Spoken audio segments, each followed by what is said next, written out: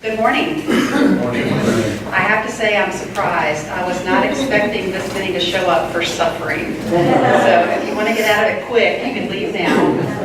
We've had a wonderful, wonderful series with Rabbi Panis leading us through the scripture, the wisdom of both the Old Testament and the New Testament. And today we're going to be looking at the wisdom of community. As we suffer, what that looks like, what that feels like. And I chose a passage from Paul's letter to the Corinthians. And the meat of it is up there on the board for those of you who need a little visual aid. But the heart of it is that Paul is addressing a community that is actually bickering about worship and whose gifts are better. Some that are speaking in tongues say that's the better gift, right? Well, no, Paul's like making us look at the community as a body. And we all have a different part, just like the little toe has a little part, the ear has a part, the eye has a part. Every one of us has a part in this body. And they're all important. And when one of the body parts suffers, we all suffer. So I just thought that was really important and powerful as we looked at that through that lens, as we talked about suffering in community and what that wisdom of having a community to suffer with looks like. So I've asked the panel to think about that verse in particular, but if they have another verse or another proverb or something else that speaks to them about the community and suffering and wisdom, putting all those things together this morning. So they're going to introduce themselves, speak a little bit to that topic, and then I've got another quote by Richard Rohr that we're going to introduce, and then we'll engage with you all and get your thoughts and perspectives and questions as well. Sound good? All right. Carter, I think you're up first. Good morning. I'm Carter White. I'm recently commissioned as a Stephen minister for Christ in St. Luke's, and part of our literature is grounded on a quote from Thessalonians. Therefore, encourage one another and build up each other. And so my story today about suffering and the community of suffering goes back to 1993 when I worked for Governor Douglas Wilder and ran prison education for him. And in order to lobby the General Assembly for more money for inmate education, I decided to have a statewide art program, an art show that highlighted all the art from the adult correctional institutions, about 85 at that time. And the winner was from Mecklenburg Correctional Center, which is now closed, but it was the maximum security prison that housed death row. And we had VCU art professors judge the show, and the winner was this inmate from Mecklenburg. So I went out to Mecklenburg to meet him, to give him his certificate, and to bring his art back. And so I'm a retired teacher, so I always have to have a visual aid. I thought you might want to see his piece because he gave it to me. And we used the image from the art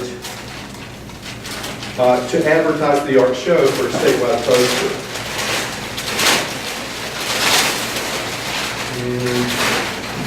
This was his piece. That's charcoal. If you'll notice, they're ridges. He threw away all of his art. He would do a piece and throw it away. And do a piece and throw it away. He lived on a cell block of 24 men. And he was the artist in residence at Mecklenburg. And he did not want to enter his art, but they convinced him that he should. And he could never figure out what he would enter, so they found this, pulled it out of the trash can, and sent it to us in Richmond. So every story usually has a hero. He was definitely the hero, but it was also his community that pulled together. And there could be no greater community than a community of inmates in a maximum security prison. And yet they pulled together for this man whom they loved. And he won that first place. And I went out to meet him and give him a certificate. And little did I know they were having a party for him. And so they came together, they suffered with him, and they celebrated with him because it was their victory as well. The most touching thing about this story is he said, well, come back, I'll show you my cell. And so I went back with him in his cellie, which is his roommate. And we went back to the cell. It's exactly how you would picture it, a very small space, 2 beds, a toilet and a sink, and a TV monitor up in the corner. And his cellie said, yeah, he not only is an artist, he's a teacher. He taught me how to read. And so as a teacher, I'm like, I'm very intrigued. Okay, how did he teach you how to read? Every night at 10 o'clock, they turn the sound off from the monitors. So there's no sound. But his roommate put on closed captioning and read to him for an hour every night between 10 and 11 and had him read, and he read as well. So through that process over a year, he taught his cellie to read. And I thought in my mind, we're spending all of this money, and I'm trying to get all this money from the legislature, and here's this man who has already figured out how to teach a person to read. And it was such an act of grace that I understood why his community of cell block members came together and brought him this incredible success for the state.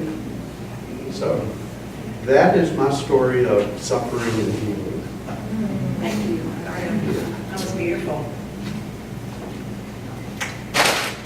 Let's see what I get in. I love that story. And I was thinking, as you told that story, about how there's so much more than our suffering. Like often when we're suffering, we're consumed by it. It feels like that's everything there is, but we're whole people with other things happening in our lives. And I think sharing the suffering is really key. And we had some emails going between the three of us, like, what? In fact, I told Francis, I have no idea what I'm going to say today, but I thought I've been thinking about suffering and how when I thought of my suffering, none of it was physical. And I've broken bones, I've given birth to 2 children, I've had physical suffering in my life, but my thoughts of suffering had more to do with my internal anguish when I faced things that were very difficult for me. And I'm more of a private person, so I tend to hold it in, and I think my suffering then gets doubled because I have this suffering, and then I suffer from feeling like I shouldn't be suffering or I should be able to fix it myself. And so that kind of adds on, it piles onto the suffering, and luckily, usually it wears itself out, and I'll find a way to reach out for help. And I think I know y'all were in the Stephen ministry. I was in the Stephen ministry many years ago too, and that's a wonderful resource for friends, or even coming here. One time I had a kind of a crisis in my life, and I came here to church one morning, and it was just David and me. And I went to the sanctuary, and and we were talking about scripture. I was going to ask you, Rabbi, if there's something. I'm not very literate with the Bible, but I do love to be still and know that I'm God. And I'm wondering if there's something like that in the Hebrew scriptures. There is. There is, because it seems like it's very universal. And It's in the Psalms, and it says, Lecha dunia tehillah, speaking to God. To you, silence is praise. yes, so I'll tell this one story. I worried about a lot of kind of fundamental things in my life, and I didn't know what to do with myself, and I actually came here to this church, and I went to the ladies' chapel, the 8 o'clock service, because I wanted to be private, and I just said, I don't know what to do, I don't know what to do, and I actually get kind of teary thinking about it, and I was just still, and it was almost like hitting that rock bottom helped me to listen better. And this voice inside of me said, your job today is to seek joy. And it was all that, and it was what I needed to hear. And that's what I decided I was going to focus on that day. And it helped me out a lot. So I guess that's my my suffering and redemption Thank story. you. But it's very brief, and it was very powerful for me.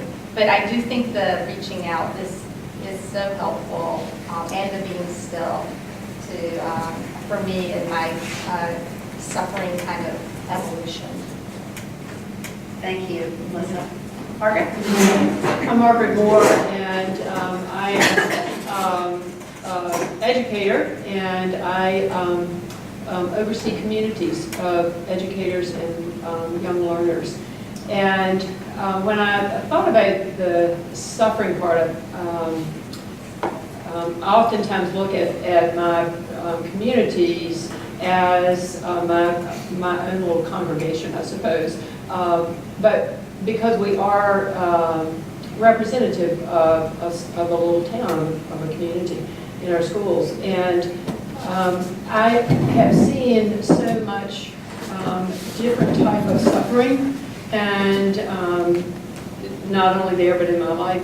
And I think that it is, it's much easier for us to come alongside someone who is ill or has suffered some profound loss, like a loss of a loved one. And the community always comes around for that. But I think there are times of great loneliness in our lives which produce a lot of suffering that people seem unaware of.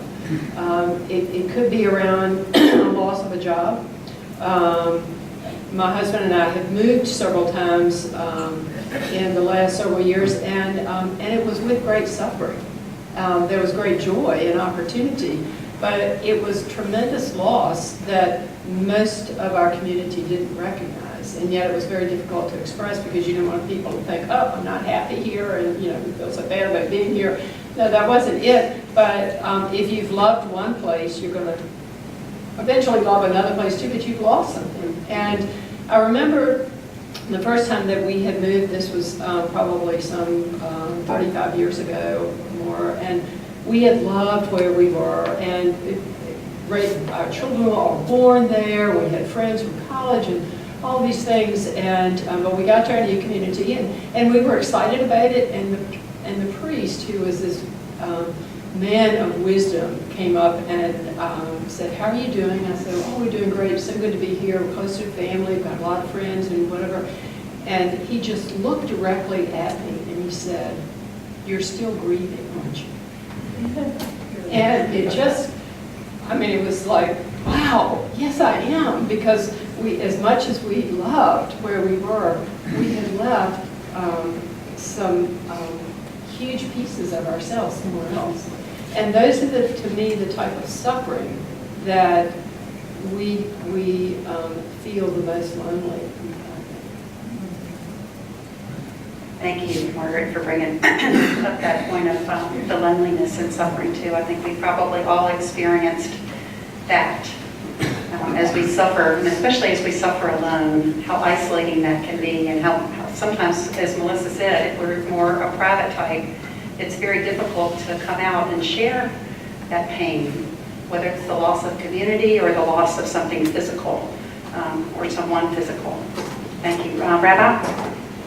I once wrote a column called Tales of the Tissue Box.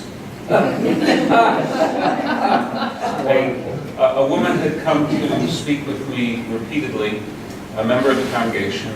Her husband, a respected physician in town, was dying of cancer at a tragically early age. And we were together, and I did what I could for her. And at some later time, she wanted to thank me. So she brought me a very handsome wicker tissue holder. Now you get these rectangular tissue boxes, and they don't look very elegant, so sometimes you can put them inside something. So after a number of other chapters, I thought that this box has what to tell. So I wrote the column Tales of the Tissue Box. But it's keying really on what Melissa is saying.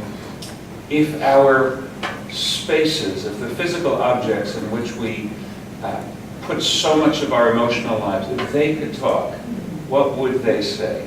what would that charcoal etching say? So I want to tell you what the small day chapel in our congregation would say. And I've been privileged to be a guest here many, many times, and I hope that at some point in time you'll have a visit to Temple Israel, and I'm going to show you a work of art in the day chapel. Bear in mind that many people in Judaism don't go to worship every day. I know it's inexplicable. We rabbis say that Jews love to worship so much that only two things keep them away. One of them is bad weather. And the other one is good weather. But many people come to worship when they are in the process of mourning. We have a prayer called the Mourner's Recitation of the Kaddish. Sometimes it's just called the Kaddish, which is a doxology. It's a proclamation of God's holiness. But it functions as an opportunity for the mourner to engage with the community in a call-or-response fashion. So that's the setting. And the artwork that we have in that chapel is a very nice work done by the contemporary graphic artist Avram Ashrei, A-S-H-R-E-Y, who lives in the DC area. It's a quotation, it's an illustration of a quotation from the Rabbinic Talmud. The Rabbinic Talmud has a quotation which says, "These are the deeds of love and kindness that are so important that you can enjoy the benefit from them in the here and now, and yet the principle," it's as if you've enjoyed the Easter, "the principle endures to be there for the world to come." And it starts off with kibud ava'im, honoring mother and father. And it goes down to a number of other commandments, and it includes nichum ha'avelim, comforting the bereaved. So the artist has done a very beautiful image using negative space and positive space of a child who's outlined as the shadow standing between mother and father, almost like the two goblets and the face, you've seen that kind of negative positive. So you've got the child and the parents honoring father and mother, and then below that you have one man putting his arm over another man, and his prayer shawl is draped over him, and they're both kneeling, they're both looking down. So it's also a calligraphic work of art. The letters, the Hebrew letters that make up the phrase honoring father and mother constitute the upper image. And the Hebrew letters that make up the phrase comforting the bereaved make up the lower image. So that's the still picture. But now we're going to press the play button and turn that still picture into a motion picture. This morning, just before coming here, I saw a couple come in, freshly bereaved. He's in his 70s. He was blessed to have a mother who lived to age 97, but at 72, he is now an orphan. And the first time you're an orphan, it doesn't matter if you're 27 or 72, you're a hurt little child. That's what it is. And sitting one row in front of him was another congregant, a student of mine, who likewise had been bereaved. He lost his mother a week and a half ago, and this gentleman is in his upper 40s. He could almost be the child of the older gentleman, but they are brothers in sorrow. And they don't belong to the same congregation. Our day chapel serves a consortium of congregations. So I introduced them to each other. And they began to talk, and then I excused myself to come here. But what I saw is that the difference of occupation, the difference of background, the one is a child of a Holocaust survivor, the other one is a child of a redneck family in Alabama. And yet they are instantly kin, because they are brothers in sorrow. And our role as the people who establish houses of worship and are part of the communities that give the life into those houses of worship. Our role, among other roles, is to make sure that that healing space is always there, that it's mindful of its mission, and that, in fact, it goes about healing the heart. That's really why we're here. Thank you. That's actually a great lead into another quote. Excuse me. Father Richard Rohr, the Franciscan priest, has written some beautiful books. The quote I'm reading is from Falling Upward. And Rabbi spoke to this quite powerfully, I think, without even knowing that we were going to be using this quote. Rohr says that failure and suffering are the great equalizers and levelers among humans. Success is just the opposite. Communities and commitment can form around suffering much more than around how wonderful or superior we are. There is a strange and even wonderful communion in real human pain, whether we're from Alabama or not. So there's something that joins us together in suffering. And I'm going to flip the page so others can see that quote. But would any of you like to, thank you, would any of you like to begin with thoughts about that quote?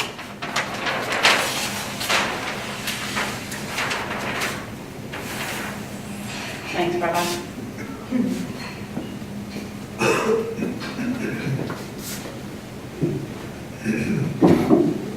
Well, this reminds me of that. We did have some stunning email conversations, but we talked about the loneliness of suffering and how it can also happen when people reach a level of success. You know, you said that one, right? Yeah.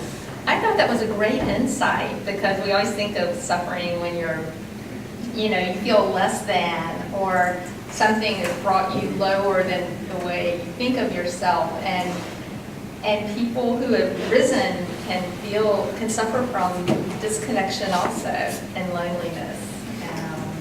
It's these equalizers like death, which is a great equalizer. They really bring us into our common humanity. And I think that recognition of our common humanity is what really comforts us. Not fixing it, but just recognizing this is hard. Actually, I think Margaret spoke to it too, the priest who looked right at you and knew, yes, I hear everything's going great, you love being here, and this is all new and wonderful, but you have lost. And there's grief there. And for somebody to be able to just kind of pierce your heart, look right at you and look right through you almost, and know, I know you're doing well, but I know where you probably have been too in that change and in that loss. So I don't know if you wanted to comment more about that or.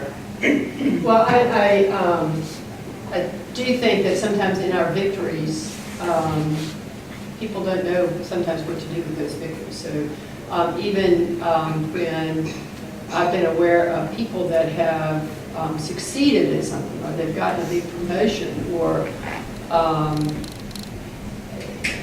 people will congratulate, but there is this side of human nature that we don't like to recognize, where there's jealousy and envy that come into that. And so it's easier to suffer with someone, to feel that pain and understanding and be able to find some way to relate to that. But when someone reaches a pinnacle of their career or whatever, maybe they have that inner core, but then there are people that fall away because I was like, oh, how come not me? Why didn't I receive that? I missed it. It's an interesting phenomenon. It's one that, I could say I wouldn't, the times I feel that I'm not proud of that, but it's then for that person, there is that dichotomy of a little bit of sadness because some of my friends fell away. And now what? I'm feeling kind of lonely. I have this big award. And then, Rabbi, did you have a comment? Yes, I wanted to remind us of one of the root metaphors in our shared tradition, and then show you an implication of it and slide into another metaphor. The root metaphor is that we call God our Father. So we are children. But if we are all children of the same Father, the implication is that we are siblings. They used to quip about the Unitarian Church in the 19th century, that it was about the fatherhood of God and the brotherhood of man and the neighborhood of Boston. But at least the first two-thirds of that, fatherhood and brotherhood, are inseparable. And that, of course, means compassion, empathy. So to take the metaphor in a slightly different direction, the rabbis speak about the human vocation as being junior partners to God. It's a different metaphor. God's definitely the senior partner in this corporation. But we are junior partners, which means we have work to accomplish. We have work to do. Now, what is that work? I'm guided by a biblical verse in this case. Ki ner Elohim nishmat Adam. For the human soul is God's lamp. The human soul is God's lamp, which I understand to mean that everything that exists obeys God's laws of nature. But what we have as an opportunity, as a privilege, as a blessing, and of course as a life-defining challenge, is also to obey all of God's other words. Words of ethics, words addressing us in spiritual sense and emotional sense.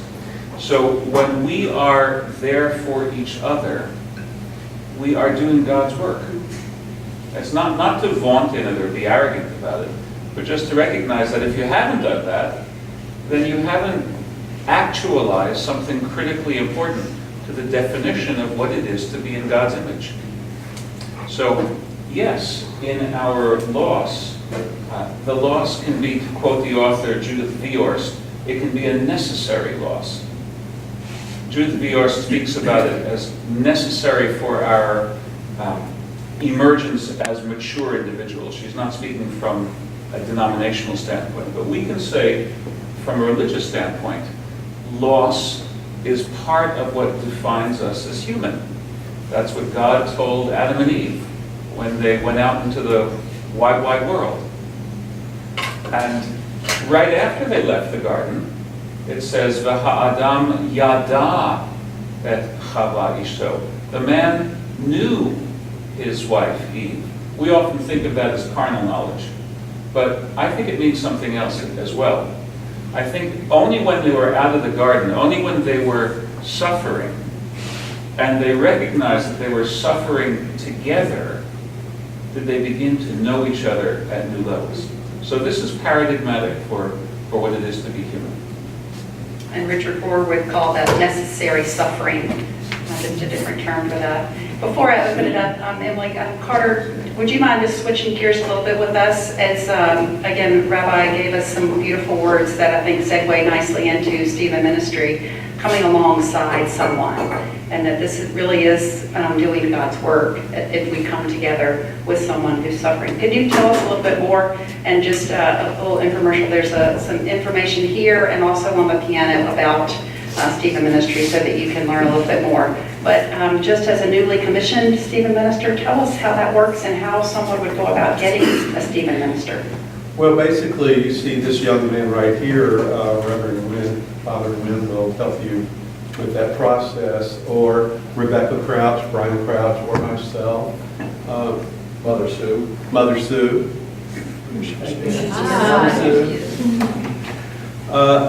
And I've had less than 5 hours of actual contact with a care receiver, and all through our training we talked about how it's not about the cure, but about the care. That God takes care of the cure, we take care of the care. And what that means is it's all about, our role is a process. We help people through the process, but we don't try to fix it. It's not about fixing. So the mantra, which I love, it is, I'm listening and I'm here. And it's that simple, and yet if you really listen to someone for an hour and a half without really responding, but just listening, it's not easy. Because as a teacher, and we have medical folks, our inclination is to want to fix. Find out what we need to do to fix. And that's not what Steeper Ministry is about. It's about process and being there with them through their own process. And as Grant Stokes would say, it is a ministry of presence. We're simply there to be present for as long as that person needs us and wants us. Thank you. I was thinking ministry of presence as you framed that, and also one of my favorite lines to Dilly when I'm asking him just to listen to me, because Dilly's a fixer. I just say, honey, will you just hold the bucket while I throw up? Just hold the bucket. You don't need to fix it. You don't need to tell me what to do. You don't need to change the other person. Just listen. So with that, a little bit of humor about suffering. Okay, so engage our illustrious panel here. Do you have thoughts, questions for them specifically? Yes. I remember a wonderful sermon by Sue Cramon about suffering. It was a sermon on the text, Jesus says, take up my cross and follow me. She distinguished two kinds of suffering. Taking up your cross and following Jesus means getting rid of useless suffering. That suffering that's just pricks your ego. It's always got its nose out of joint for one reason or other about what's happening or what other people have said or haven't said.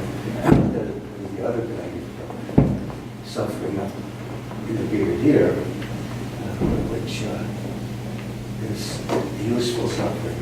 Necessary That's suffering. connected with community rather than Right. retreating within Yes. one's own ego. Yeah.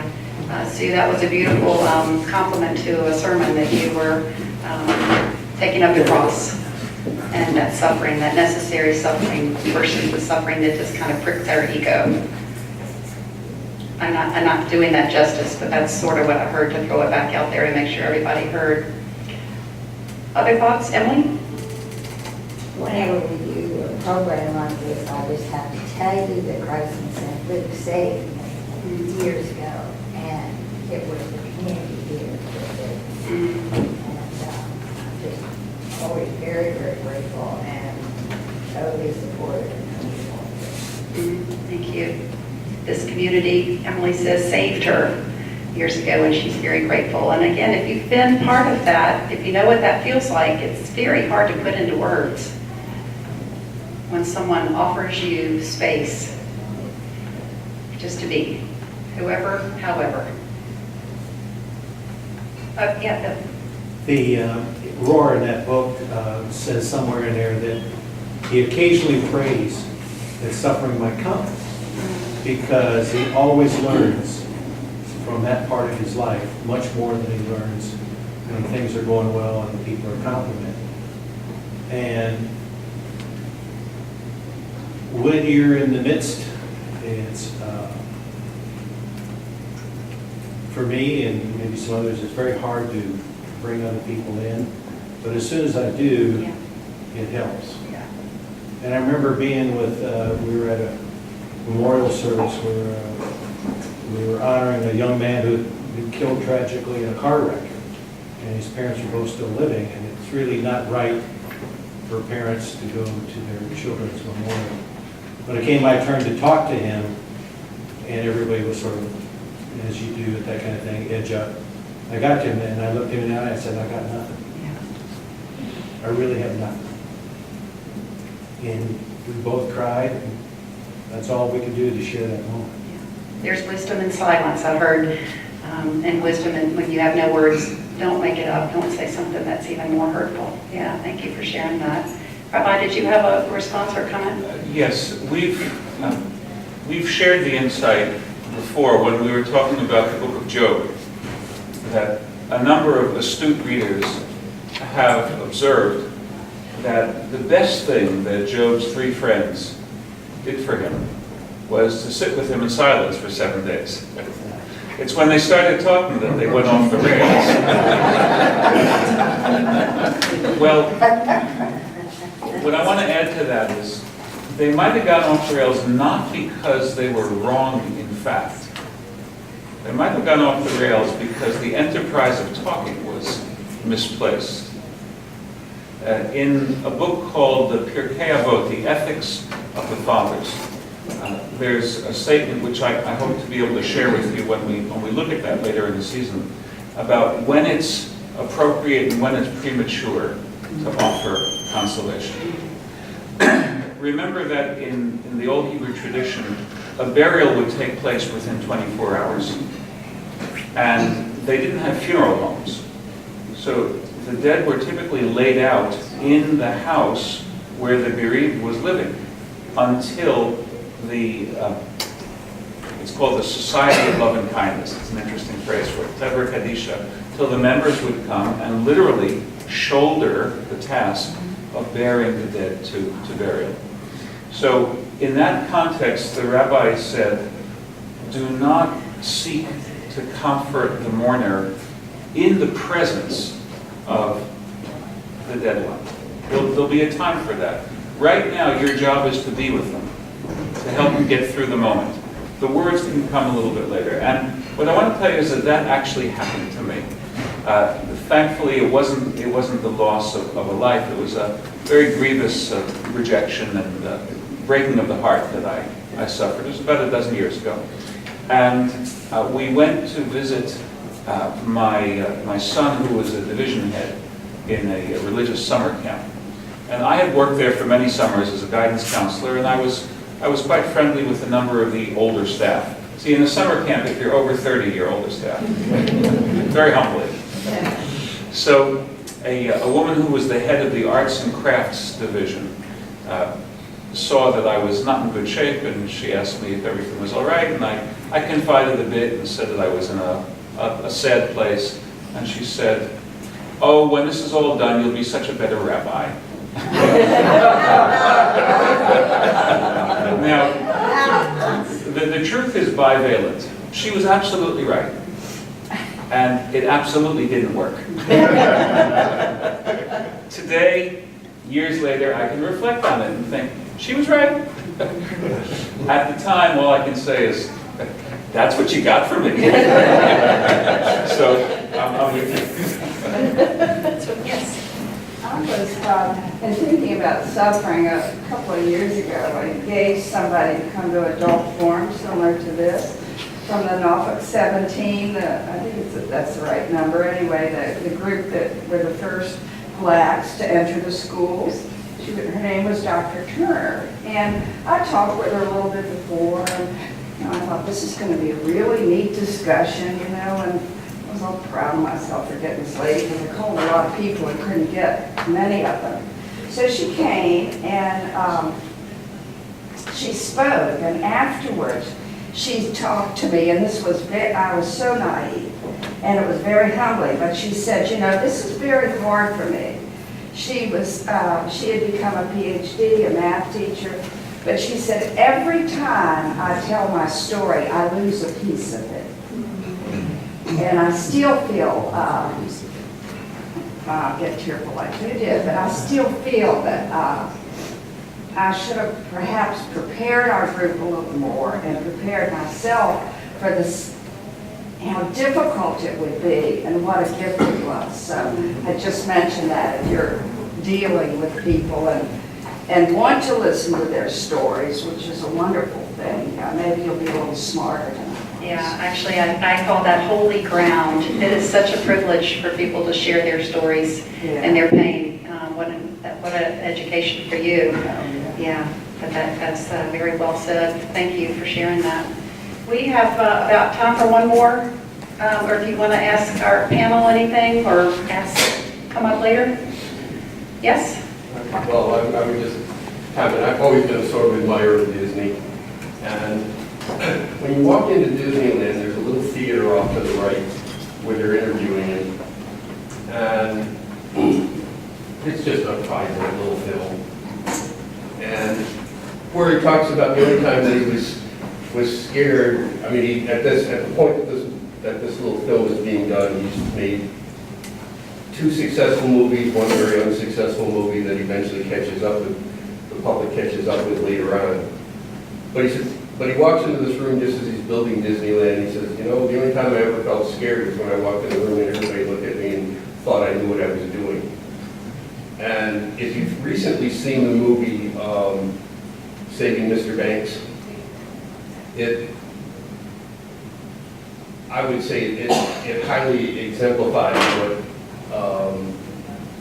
what it took to make Mary Poppins and why it was, why she fought so hard and that kind of stuff about it with her own personal history and then Disney's push to get it done, his personal history combined to make it I think most of us would say a pretty decent film in the end.